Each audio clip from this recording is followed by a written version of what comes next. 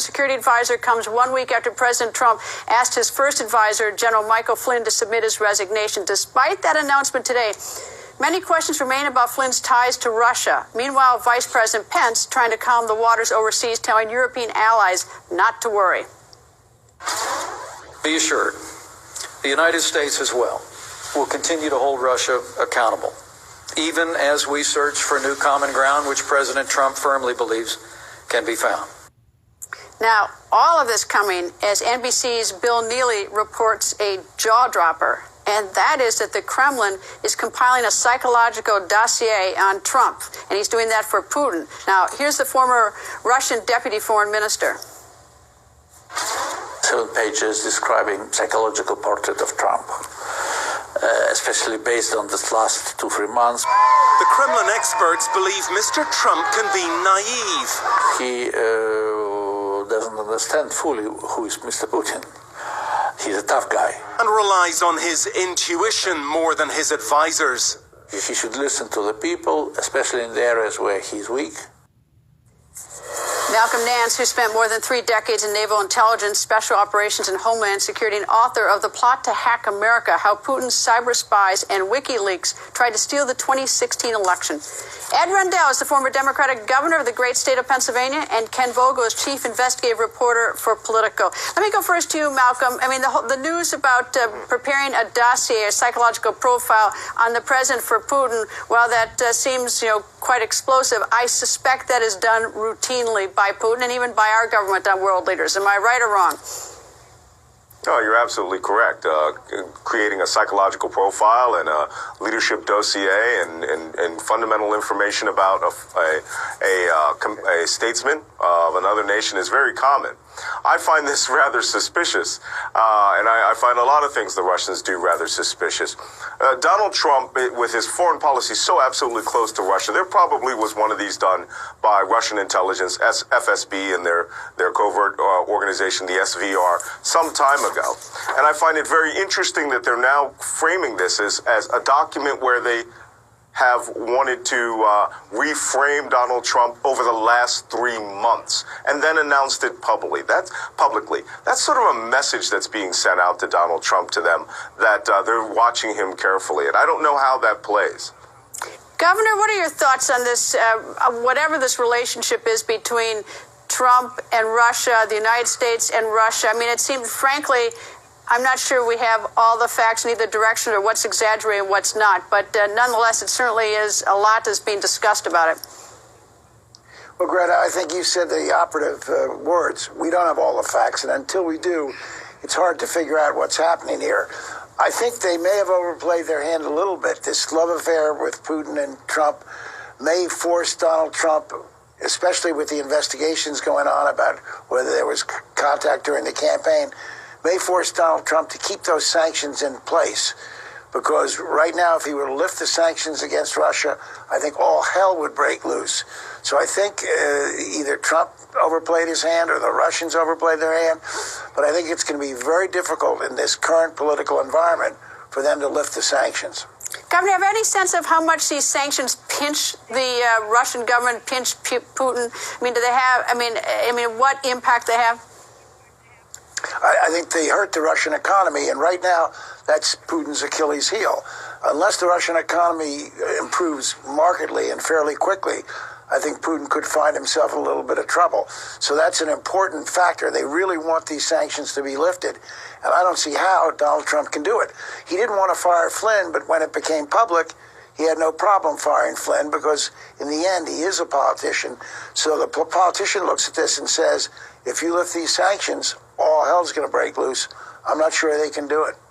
Ken, can you give us any more sort of facts from your investigative reporting on this whole Russia Trump campaign, Trump colleagues, and any idea, any more information on this relationship? Yeah, I will tell you, per the Governor Rendell's analysis of whether Trump would be hard-pressed to lift these sanctions, clearly, I think we've seen him take a more traditional approach, an approach that is sort of more in keeping with traditional American foreign policy towards Russia and towards the sanctions.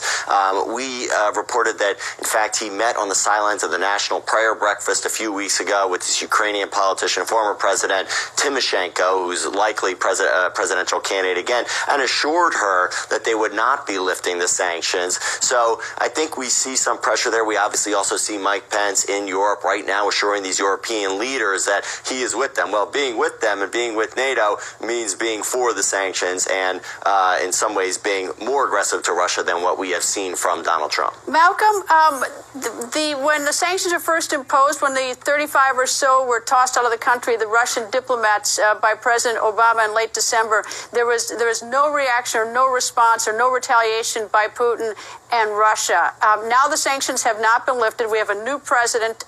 What are they going to do? Just sit and sort of take the sanctions, or do you expect them to respond in some way?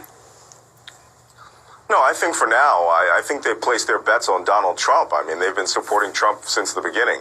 And certainly now that we know that General Flynn did have communications with the Russians on that very same day, may have assured them about the situation with sanctions and asked them to hold their fire, especially since they weren't just kicking out 35 diplomats. They were 35 intelligence collectors who were doing signals intelligence and cyber warfare in the United States. So it's not as innocent as it seems. But on the face of that, Donald Trump is going to be pressured right now. He's being pressured from the right to keep these sanctions. And if they had that conversation with Ms. Tymoshenko and have assured the Ukraine, it's going to be very hard for him to squirm out of this. And perhaps that's the reason why Russia is releasing a psychological profile on Trump so publicly, in order to give him a little pressure. Governor, I hate to ask a question about politics on such an important topic as Russia, because when it comes to foreign policy, we sort of try to shed the political ramification, try to do what's right and not sort of what's personally right. But do you have any sort of thoughts on how this plays out politically, at least here in Washington, and how the Democrats and Republicans are going to play this one? Well, in terms of the sanctions, again, I think if he lifted the sanctions, and don't put it past him, I mean, you know, he says one thing and then does another thing. We've seen that already in the first month. But if he lifted the sanctions, I think he'd get political incoming from both the Democrats and the Republicans. I think it's almost an untenable position for him to take. And they may have outsmarted himself. So it's interesting. Did Russia release the fact that they're doing this profile to make it seem like they're not so buddy-buddy with Trump? Are they going to do some things now to make it seem like they're not so buddy-buddy, so that if he did lift the sanctions, people wouldn't think there was anything nefarious about it? I wouldn't put it past the Russians. But politically, lifting the sanctions is almost a non-starter. General Scales, I sort of get the idea of, of the politics, and listening to Governor Rendell, the sort of the political viewpoint on this here in Washington. What about the Pentagon or the military viewpoint of Russia? Well, I think what's not news here is that the Russians are compiling a dossier on American leaders. I mean, they do that all the time, and I might add, going back to World War II, we do the same thing on our potential enemies, and it's very important that we do it. The news here is that the Russians leaked the fact that they were compiling the dossier on President Trump. That's the news, and all it is, it's part of the greater Russian information warfare campaign that they're conducting against us virtually every day. They think they own the information high ground here. They think they're better at it than we are. And the idea that they're leaking a dossier is just the first step of a continuing information campaign that they will continue against this administration no matter how President Trump reacts to the sanctions. Greta, I agree with the general. Okay, go ahead. I agree with the general, although I would say that this will be the most unique psychological profile they've ever assembled.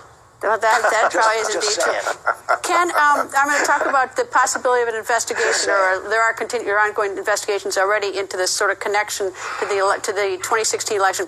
Do you see the Trump administration the least bit alarmed or worried or concerned about this investigation, or do they see it just as something that's annoying?